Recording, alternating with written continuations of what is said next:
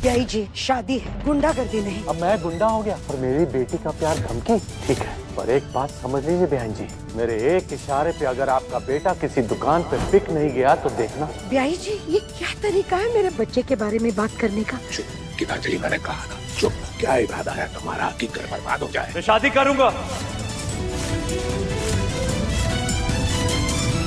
गणपति बप्पा मोरया। नमस्कार दोस्तों, स्वागत है आपका हमारे चैनल पर। आज मैं बात करने वाली हूं सुमन इंदौरी सीरियल की, जहां पर हाई वोल्टेज ड्रामा देखने को मिल रहा है। जी हां, हम देखने वाले हैं कि भाई किस तरह से यहां पर तीर्थ जो है इस बार सुमन और उसके घर वालों का साथ देते हुए नजर आएगा। यहाँ पर हमने अब तक देखा था कि भाई किस तरह से तीर्थ जो है वो पैसे देता है सुमन को, ताकि वो सारी चीजों को भूल कर आगे बढ़े, कृतिका को भी माफ कर दे, क्योंकि कृतिका से गलती हुई है, उसके इंटेंशन से ये सब कुछ नहीं थे। और इसी बीच यहाँ पर कॉल आ जाता है ऋषि का, जहाँ पर उसे पता चलता है कि भाई ऋषि की गुलशन से एक बेहद बड़ी लड़ाई हो चुकी है और इस लड़ाई को रोकने के लिए यही जी शादी है, गुंडागर्दी नहीं। अब मैं गुंडा हो गया और मेरी बेटी का प्यार धमकी? ठीक है, पर एक बात समझ लीजिए बहन जी, मेरे एक इशारे पे अगर आपका बेटा किसी दुकान पे बिक नहीं गया तो देखना। ब्याही जी, ये क्या तरीका है मेरे बच्चे के बारे में बात करने का? चुप गीतांजलि, मैंने कहा ना चुप। क्या इरादा है तुम्हारा कि घर बर्बाद हो जाए? मैं शादी करूंगा।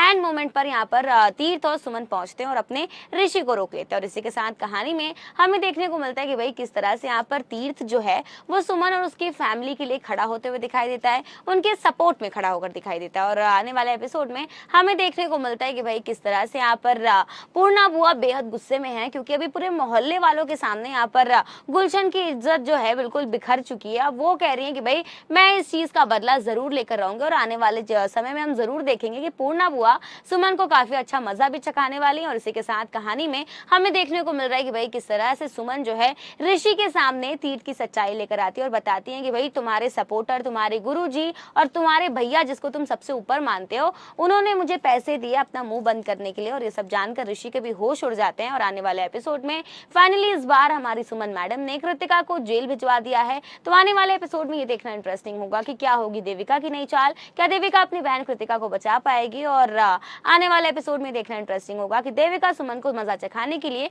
कौन सी नई चाल चलेगी।